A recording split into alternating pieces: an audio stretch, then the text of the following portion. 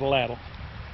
Atlatl, it's a funny word. You've heard us say it. You've heard us talk about dart points and darts. Well, in this episode, we're going to do a little bit of experimental archaeology. And we're going to try to answer two questions. How difficult is it to make an atlatl? I mean a rudimentary atlatl and a spear, a dart rather, to throw on it. And we're going to try to answer how difficult they were to learn how to use. I'm not talking about to get real good with it or accurate. I'm talking about just to be able to hurl it downfield. Spear throwers were used on every continent all across the world, and they had different names on different continents.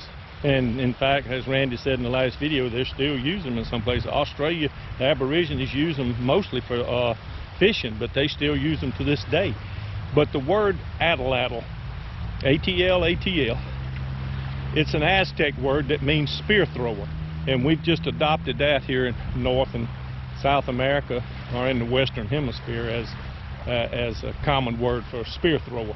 My neighbor had suggested a few years back, he said, why don't you make an atlatl and see how hard it is to throw? I said, I think that's a little bit out of my realm of expertise. I don't think I can do it. But as we talked about it over the years, Randy and myself, Mike and Zach, then we talked about, you know, how many of them they must have been, because the amount of dart points that we find.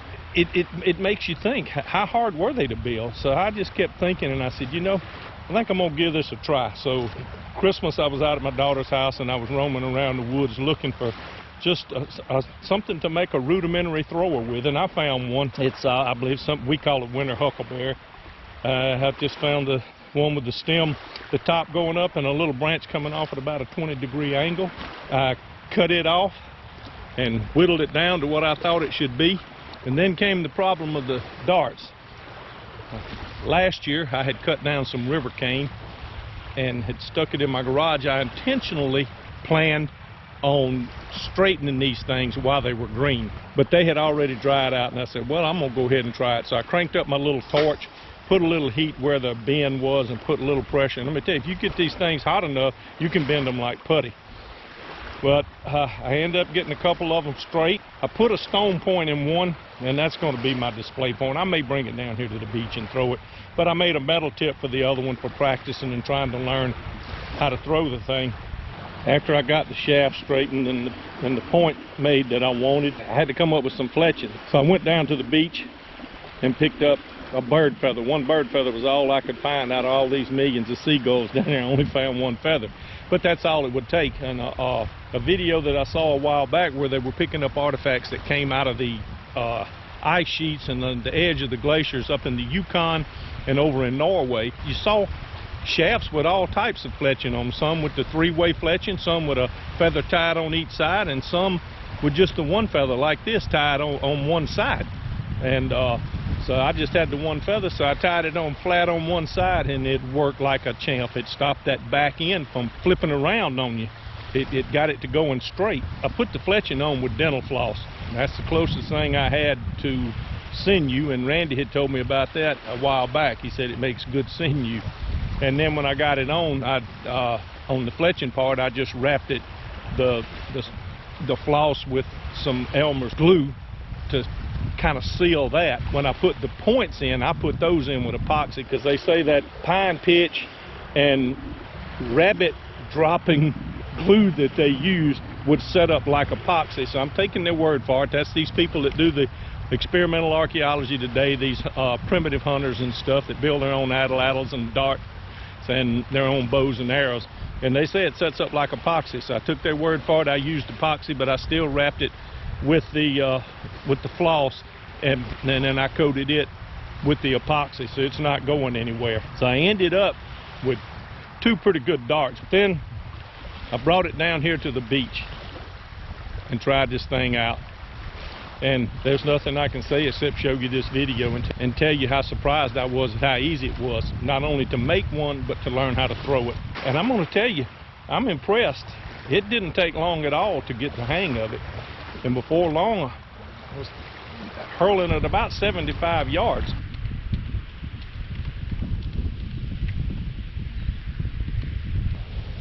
It took me a few tries to kind of get the hang of it. I decided first I was going to throw it into the wind. I figured that would work better. and I was working my way so far down the beach, I decided to turn around and come back, which made me throw into the wind, and it seemed to do as well or better throwing into the wind. Into the wind, it did seem to do better into the wind. Man, I'm impressed. Right about here is where I began to get the hang of this thing. I couldn't throw it just with one hand. I had to prop the dart up with my left hand and kind of hold it till my momentum got it to going forward, and then I could just use my right arm to hurl it downfield 50 yards. But I don't know what I'm doing, and I'm just starting this, but you can see how this would have been effective for somebody. I still don't really know where it's going when it comes off the end of this stick.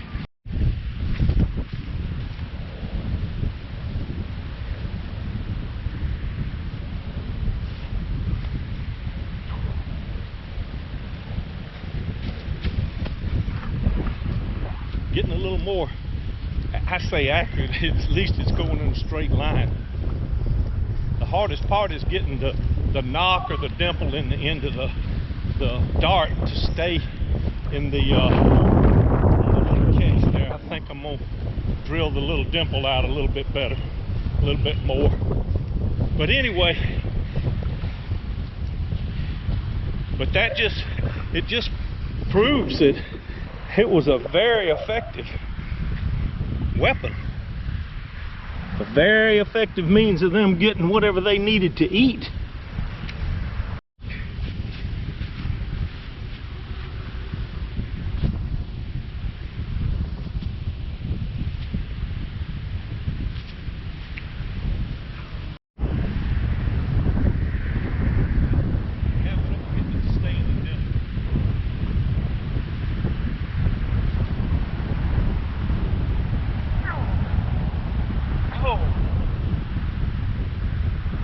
That went about 75 yards. This is impressive.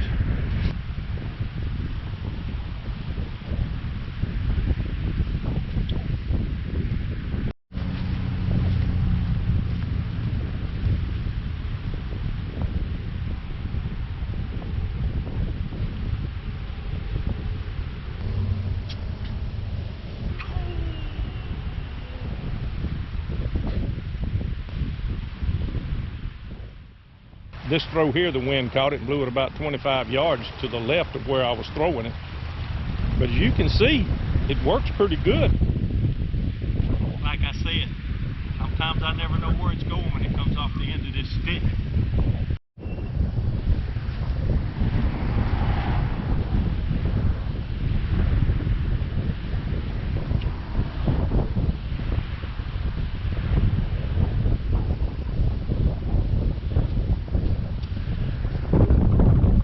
Again, 75, 80 yards.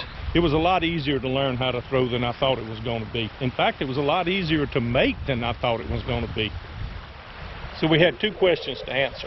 How difficult is it to make an atlatl and a dart? Well, I think we answered that. It's not very difficult at all. I made one of each in a few hours with no practice. So you can imagine what someone that's made them before could do.